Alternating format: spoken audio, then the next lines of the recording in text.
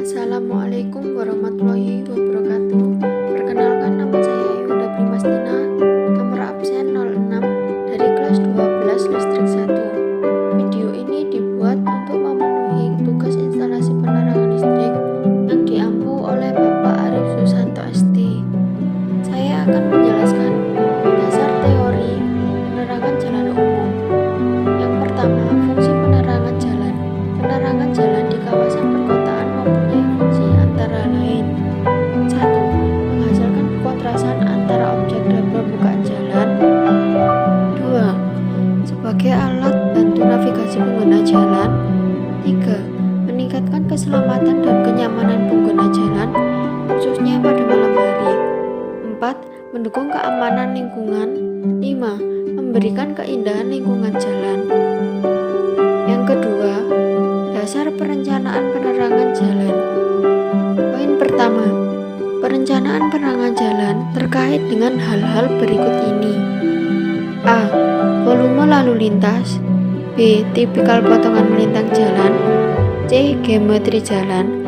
D. Tekstur perkerasan dan jenis perkerasan yang mempengaruhi pantulan cahaya lampu penerangan. E. Pemilihan jenis dan kualitas sumber cahaya atau lampu. F. Tingkat kebutuhan, biaya operasi, biaya pemeliharaan, dan lain-lain. G. Rencana jangka panjang pengembangan jalan dan pengembangan daerah sekitarnya. H. Data kecelakaan dan kerawanan di lokasi. Poin kedua, beberapa tempat yang memerlukan perhatian khusus dalam perencanaan penerangan jalan antara lain sebagai berikut: A. Lebar ruang pemilik jalan yang bervariasi dalam satu ruas jalan. B. Tempat-tempat di mana kondisi lengkung atau horizontal. C. Tempat yang luas seperti persimpangan, interchange, tempat parkir, dan lain-lain. D. Jalan-jalan berpohon. E. Jalan-jalan dengan lebar median yang sempit, terutama untuk pemasangan lampu di bagian median. F. Jembatan sempit atau panjang. G. Tempat-tempat lain di mana lingkungan jalan banyak berinterferensi dengan jalannya.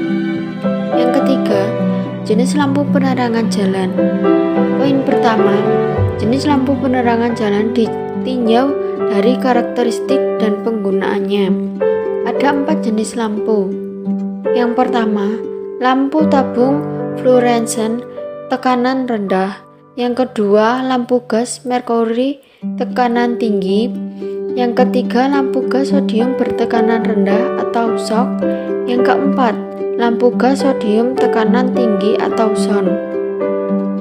Lampu yang sering dipakai ialah lampu gas sodium bertekanan rendah atau SOC karena dilihat dari efisiensi rata-rata yang memiliki lumen atau watt, yaitu 100-200.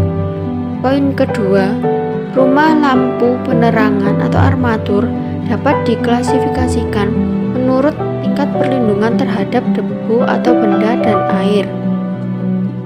Hal ini dapat diindikasikan dengan istilah IP atau Index of Protection atau indeks perlindungan yang memiliki 2 angka. Angka yang pertama menyatakan indeks perlindungan terhadap debu atau benda, dan angka kedua menyatakan indeks perlindungan terhadap air. Sistem merupakan pergolongan yang lebih awal terhadap pengguna peralatan yang tahan hujan dan sebagainya, dan ditandai dengan lambang. Semakin tinggi indeks perlindungan atau IP, semakin baik standar perlindungannya. Pada umumnya, indeks perlindungan atau IP yang sering dipakai untuk klasifikasi lampu penerangan adalah IP 23, IP 24, IP 25, IP 54, IP 55, IP 64, IP 65, dan IP 66. Saya akan memberikan salah satu contoh indeks perlindungan yang sering dipakai, yaitu IP 65. IP 65 memiliki 2 angka. Angka adalah 6 yang memiliki angka perlindungan. Perlindungan sempurna terhadap sentuhan, tahan debu, perlindungan yang sempurna dan debu tidak dapat masuk ke rumah lampu. Angka yang kedua adalah 5 yang memiliki angka perlindungan tahan semburan air, tahan terhadap semburan air yang keluar dari keran, misalnya keran taman. Yang keempat, ketentuan pencahayaan dan penempatan. Yang pertama, pencahayaan pada ruas jalan. Kualitas pencahayaan pada suatu jalan diukur berdasarkan metode iluminansi atau luminansi, karena dapat diukur langsung di permukaan jalan dengan menggunakan alat pengukur kuat cahaya. Yang kedua, rasio kemerataan pencahayaan atau uniformity ratio. Rasio maksimum antara kemerataan pencahayaan maksimum dan minimum menurut lokasi penempatan tertentu, seperti jalur lalu lintas di daerah permukiman memiliki rasio maksimum 6:1, di daerah komersil atau pusat kota memiliki rasio maksimum 3:1.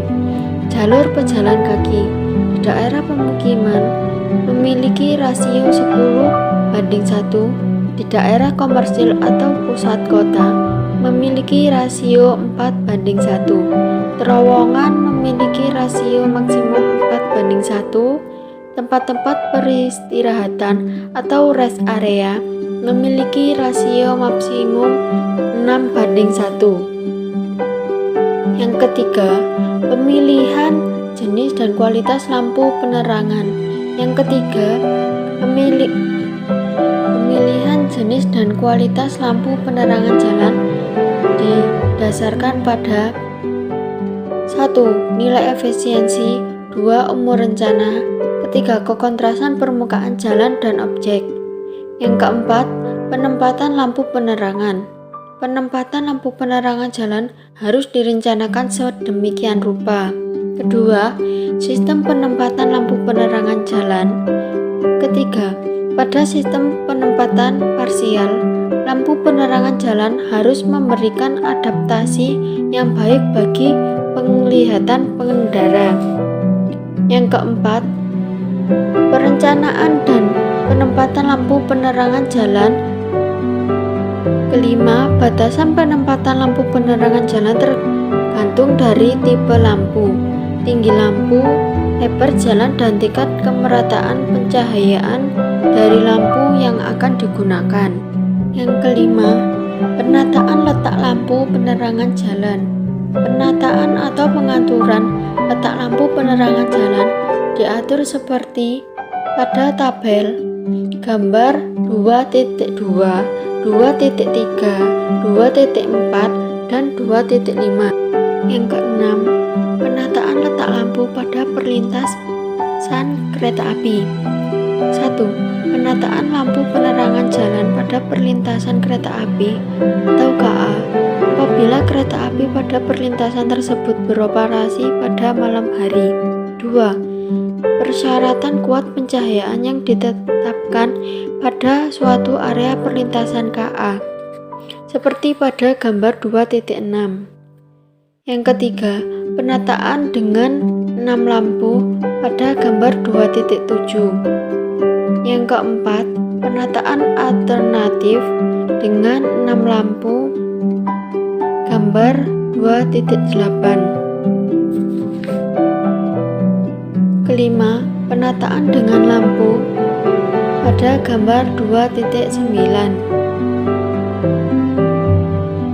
Keenam, penataan alternatif dengan 4 lampu pada gambar 2.10. Ketujuh, penataan dengan 2 lampu pada gambar 2.11. Yang terakhir, penataan lampu penerangan terhadap tanaman jalan. Dalam penempatan lampu penerangan jalan harus dipertimbangkan terhadap tanaman jalan akan ditanam maupun yang telah ada, sehingga perlu adanya pemangkasan pohon dengan batasan seperti pada gambar 2.12.